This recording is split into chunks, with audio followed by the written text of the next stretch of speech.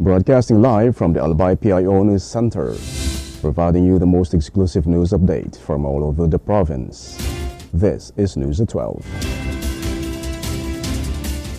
In the local scene, the Albay Provincial Health Office is calling on the public to take better care of their eyes as the country marks Sight Saving Month this August. Juz Erlieva, the province's Prevention of Blindness Program Coordinator, emphasized that many forms of vision loss are preventable through early detection and healthy lifestyle practices. He cautioned residents about common threats to eye health, including prolonged exposure to digital screens, untreated eye infections, and hazardous work environments without proper protection. The health office is encouraging Albayanos to observe good hygiene, use protective eyewear, and schedule regular eye checkups to safeguard their vision. Sight Saving Month is observed nationwide every August to promote eye health and reduce cases of preventable blindness.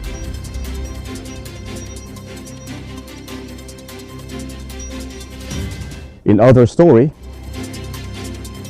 Albay Governor Noel E. Rizal is urging all civil society organizations in the province to complete their accreditation process without delay. The call was made during the finalization workshops on the 2026-2028 Peace and Order and Public Safety Plan, spearheaded by the Department of the Interior and Local Government Albay and the Provincial Peace and Order Council Technical Working Group.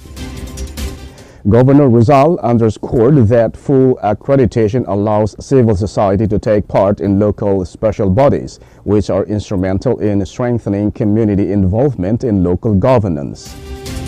The accreditation process follows the guidelines set by the DILG Memorandum Circular Number 2025-060, which outline the steps for application, assessment, and approval.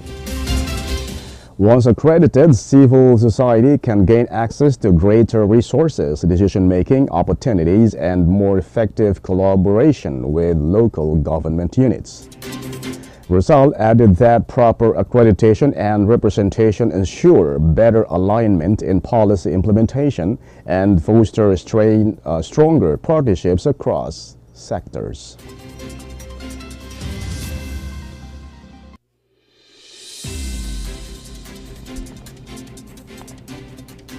In the national scene, President Ferdinand Marcos Jr. is calling for a stronger crackdown on corruption and abuse of power, warning it threatens the country's future. Speaking at the National Heroes Day commemoration, Marcos said corruption robs Filipinos not only of public funds but also of health, hopes, and opportunities. His statement comes as the government investigates irregularities in flood control projects, many of which were either abandoned or never built. During an inspection in Tuba, Benguet, he criticized rock shed and netting projects as useless and overpriced, saying they failed to protect communities from landslides. He also slammed a 55 million pesos flood control project in Baliwag, Bulacan, which was declared complete despite not existing. Marcos vowed accountability, saying public trust must never be abused.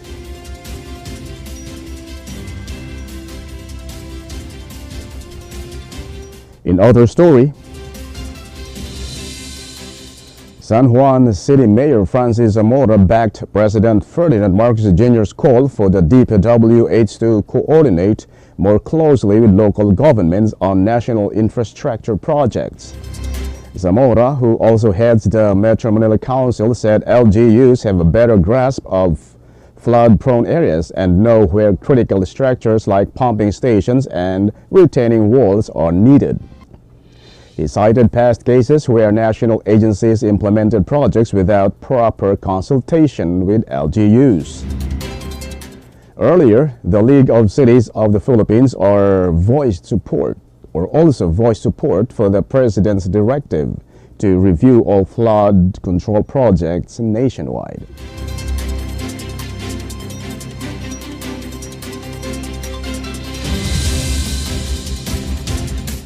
In other news, President Ferdinand Marcos Jr. said on Monday that nation building is a continuous effort that demands heroes in every generation.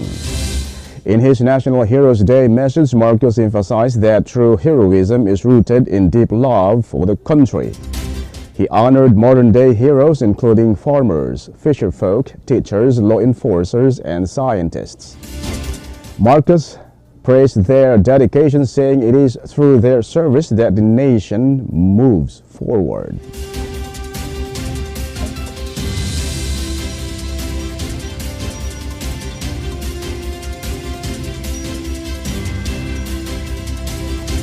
And in the news outside the country, U.S. safety officials are looking into seatbelt use, road conditions, and the absence of a backup driver in a bus crash that killed 5 people in New York. The tour bus, with over 50 passengers, overturned on the New York State Thruway in Pembroke while en route from Niagara Falls to New York City. The National Transportation Safety Board is leading the investigation into the cause of the accident.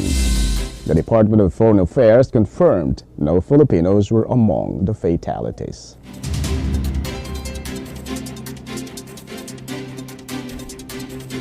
And finally, in the news outside the country, Israeli bulldozers backed by military forces uprooted hundreds of trees in the Palestinian village of Al-Mughayil. AFP journalists on the ground reported that most of the destroyed trees were olives, a key crop in the West Bank's economy and heritage. Farmer Abdulatif Muhammad Abu Aliyah said he lost over 70-year-old olive trees on about 1 hectare of land. And that's all for the news at 12, August 27, 2025. We'll be back tomorrow for more news updates. Thanks to our news writer, LJ Lorejo and Leia Guazon. And on the technical side, Chad Bodis. And our Provincial Information Officer, OIC Marty Gonzalez. And under the supervision of our Governor, Noel E. Rusal, I am Greg Hallare. Thank you for subscribing.